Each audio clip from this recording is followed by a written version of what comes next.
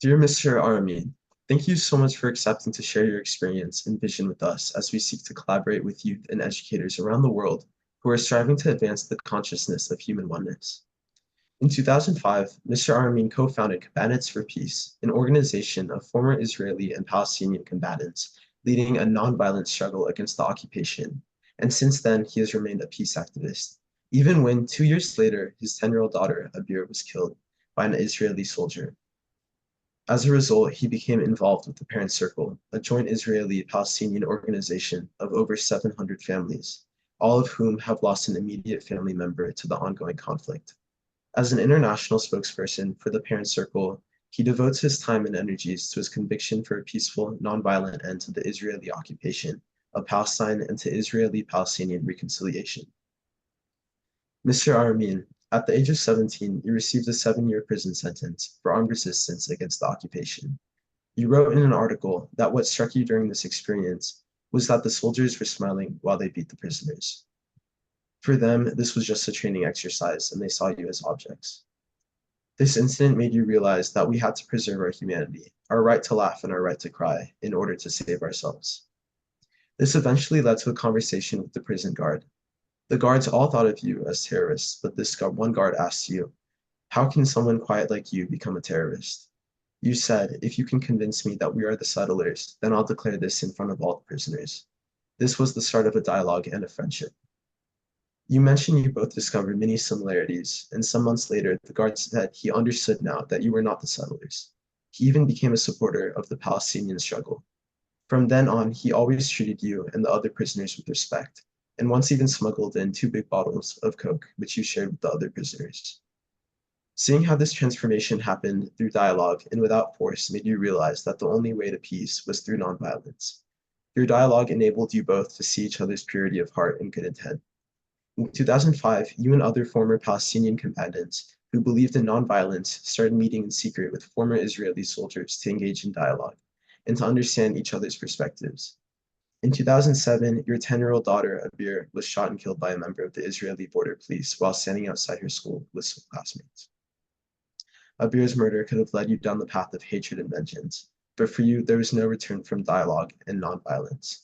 After all, you say it was one Israeli soldier who shot my daughter, but 100 former Israeli soldiers who built a garden in her name at the school where she was murdered. So now we have a few questions that we wanted to ask you to see Please. your input. So thank you so much. Mr. Armin, could you share with us how your upbringing has shaped your belief in extending solidarity to every human being, regardless of their origin, background, and beliefs? Yeah, in fact, when I discovered that I belong to the mankind, and sometimes it takes decades to understand that you are a human being and the other, they are human beings. We need to share this humanity. So in fact, our nature, I believe it's love and compassion to each other, but we learn how to hate. And sometimes it's the environment itself. It creates this hatred between societies, between people. And I remember Martin Luther King says, men hate each other because they fear each other. And they fear each other because they don't meet each other. In spite we are together, but we don't know each other. We know each other as enemies. So to discover that we belong to the mankind and why we are fighting each other.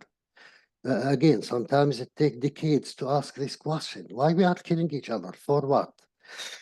In fact, in the early age, when I understand that, in the end of our conflict with the Israelis, the Israelis occupied us. We have the right to resist, and we don't care how the rest of the world describe us. But when I understand that, in the end, even if we defeat them, we need to sit down and negotiate with them. So I said, why we need to wait until we kill each other, we destroy each other, then we negotiate? Why we didn't start now and start this negotiation, which was a very strong belief in my heart, and I try to practice it directly after I get released from jail. In spite, I was believing in armed struggle because you don't know the other side. They are occupiers, and that's it. They have no humanity like us. And they claim that we are monsters, we are terrorists, we have no hearts, we just want to kill them. When you meet your enemy, in the personal level, and you have the safe space to talk to each other as a human being, suddenly you discover his humanity. And for me, it was a disaster to discover the humanity of the other side of your enemy. Then he's not your enemy anymore in the personal level. So it become a way of life to understand that we need to talk to each other. Now we learn how to respect the other's story. You know, the Israeli narrative for us, it's nonsense. It's full of lies. It's not true at all. We are here. We are the native nation. And nothing will change that. For them, they are the native nation. We are the occupiers.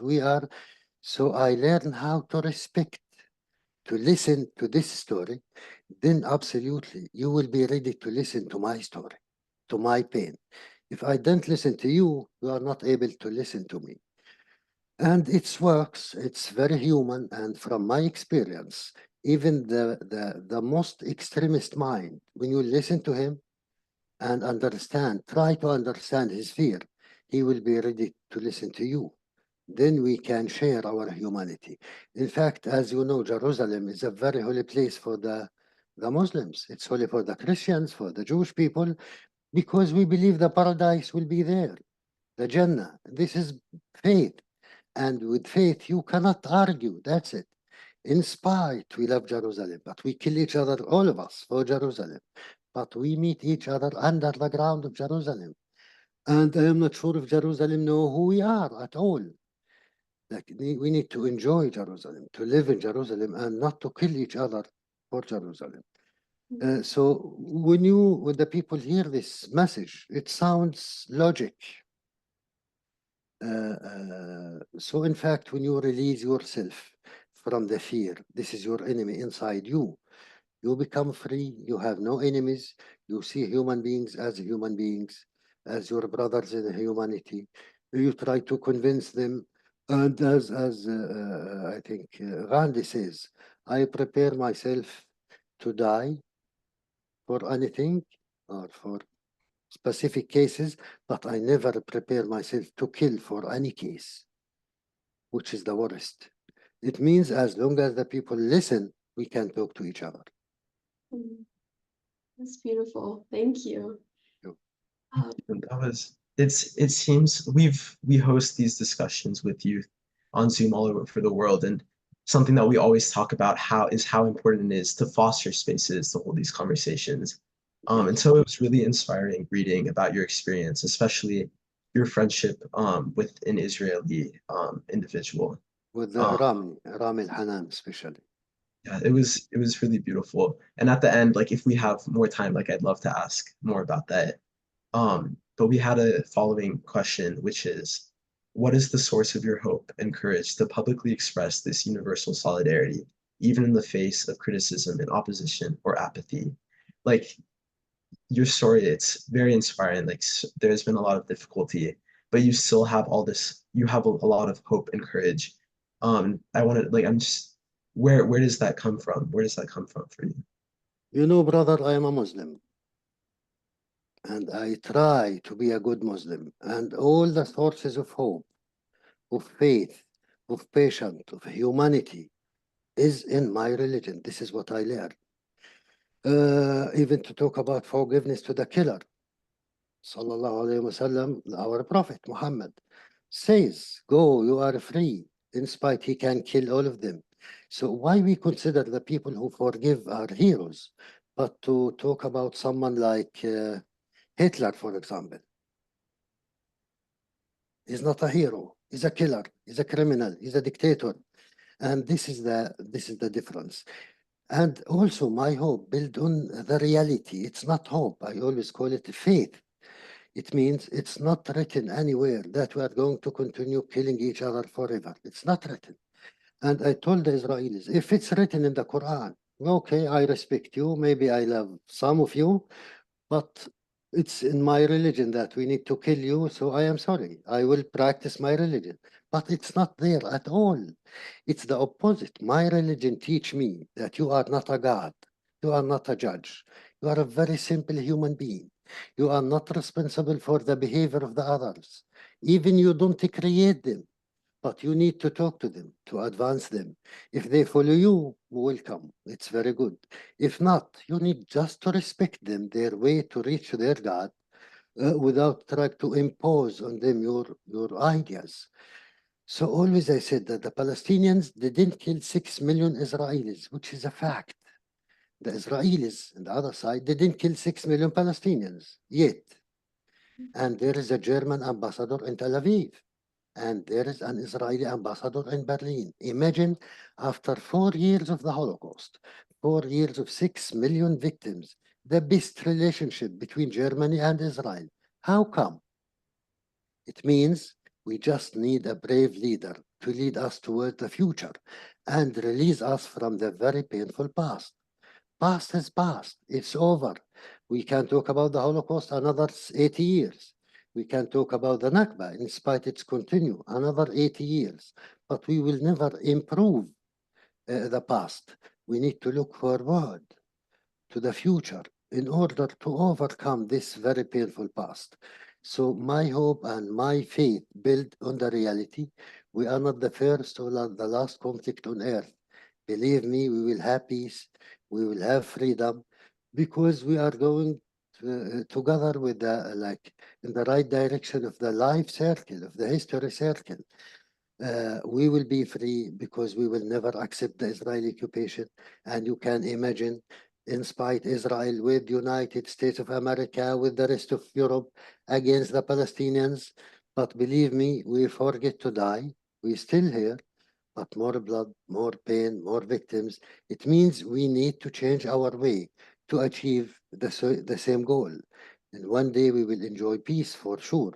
But how much blood we need for those politicians to understand that we only can win both sides when we make peace. In war, there is no winners.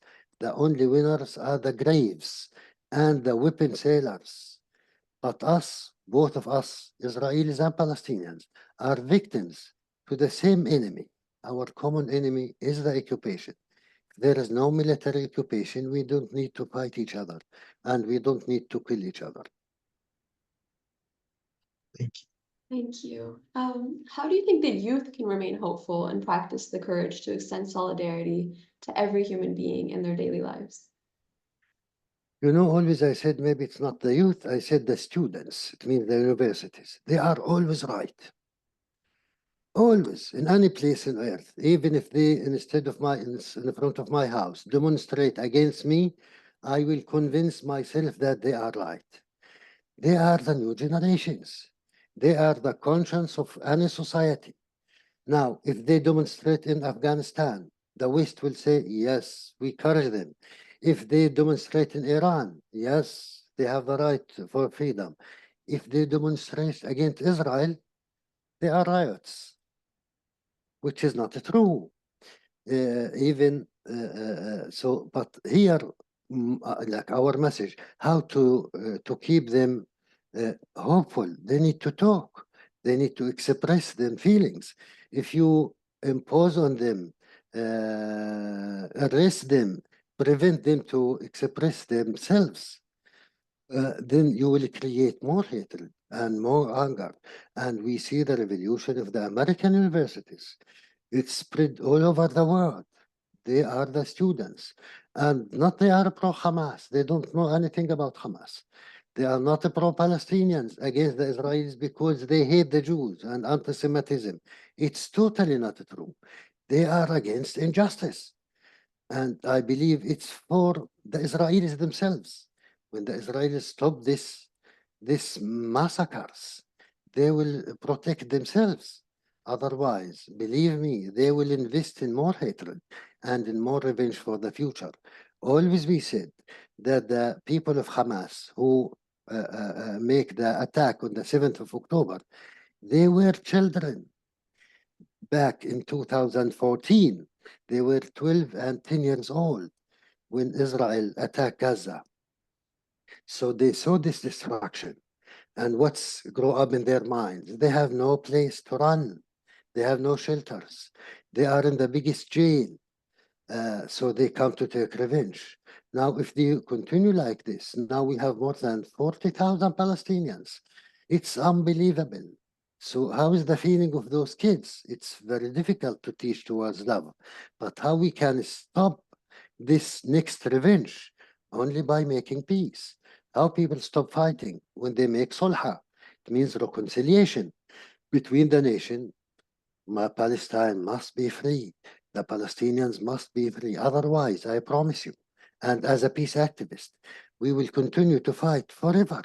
When people fight for their life, for democracy, for freedom, they never get tired. And it's the only occupation or the last occupation on earth.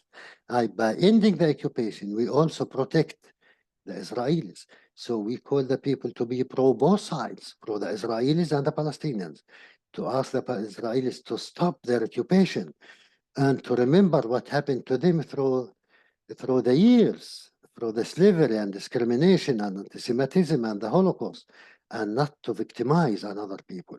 If Israel have the right to protect itself, they have no right to occupy another people's land. And the occupation never bring security, never, ever. So for that, we need to talk to the young generations, to the youth, and to listen to them, to let them express themselves, that we hear them, we involve them in dialogue, to meet each other, like the Israelis to meet the Palestinians. But unfortunately, in our case, we have 10 meters separation wall, and to add to that, hundreds of Israeli checkpoints, which their goal is to prevent the Israelis and the Palestinians to meet. It's a very difficult mission.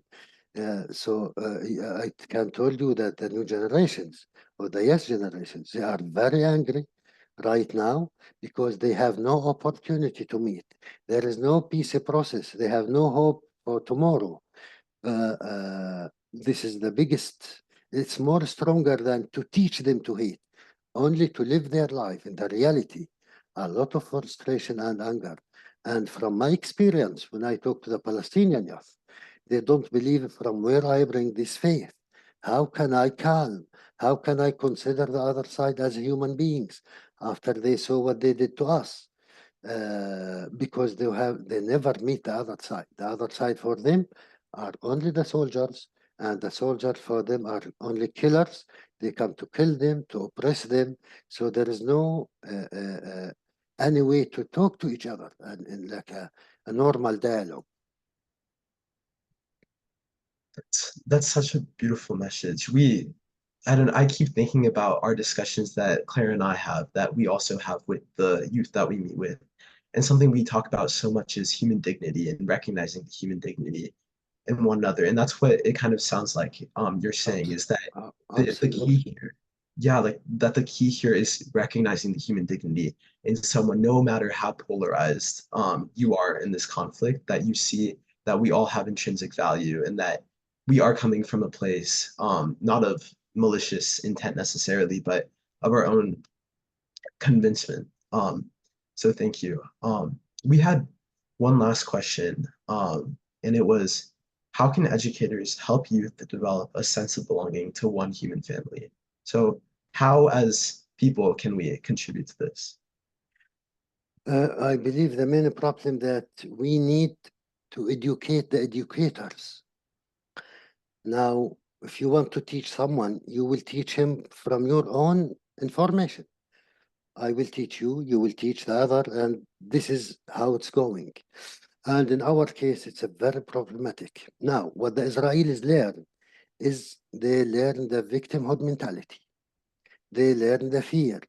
They learn everyone is Nazi. Everyone is against us. The people hates us. So it's not easy at all to be a Jew. Remember, I have a master degree about the Holocaust in Bradford University back in 2010, 2011. It means I go deep to understand my enemy, his mentality, to know how those people, why they occupied us. And once a very normal, ordinary woman asked me why we occupied you.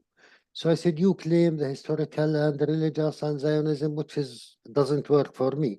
And she said, no, forget all of that. We occupied you because we are scared.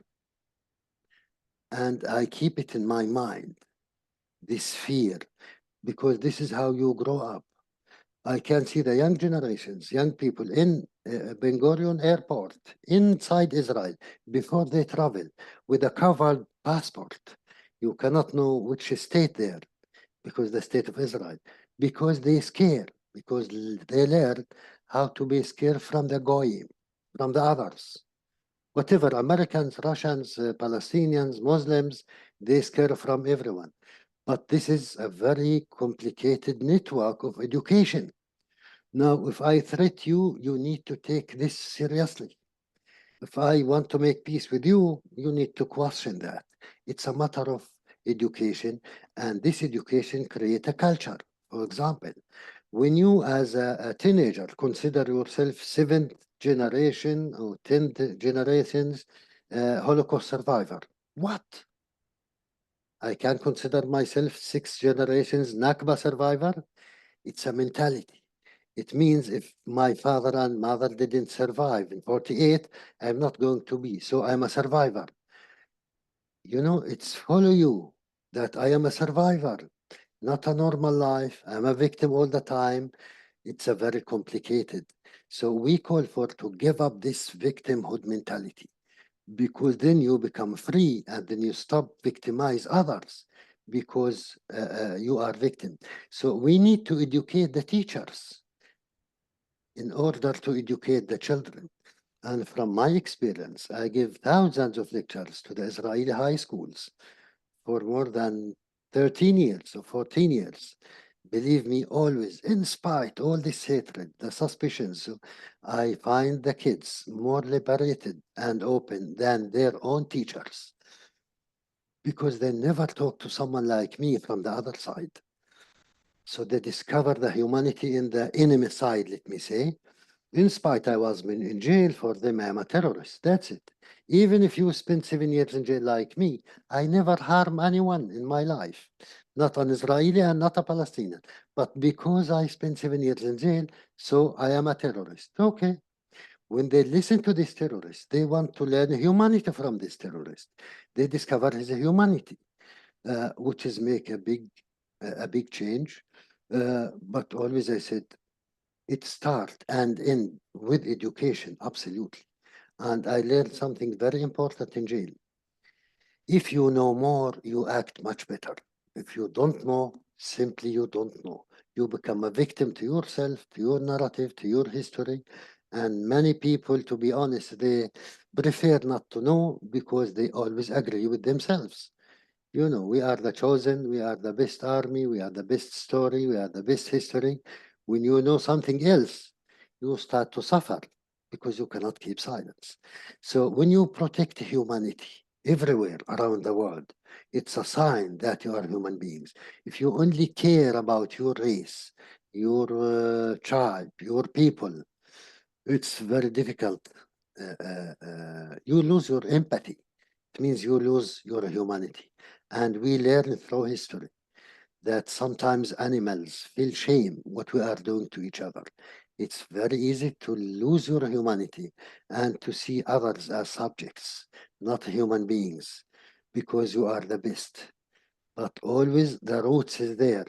You need to go back to your roots and to see others as human beings.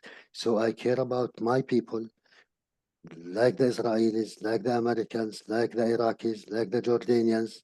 I see girls as girls, women as women, all over the world. We are all human beings, and we need to make our world much better.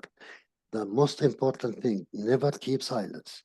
Always raise up your voice for justice, for democracy, for human rights, to anyone and to everyone. And maybe it's a little bit strange to come from me as Palestinian when I see from the river to the sea, Palestine must be free or should be free or you will be free. For me, I understand that. I accept that. It's free from the occupation. But for the Israelis and a lot of Jewish that they use this slogan as anti-Semitism is to destroy Israel. It's not true, but I said from the river to the sea, everyone should be free and equal. Thank you, Mr. Aramin. Thank That you so was much. this was You so are very enlightening. welcome. we've only You talked know, for. you inspired me as young generation. Thank you.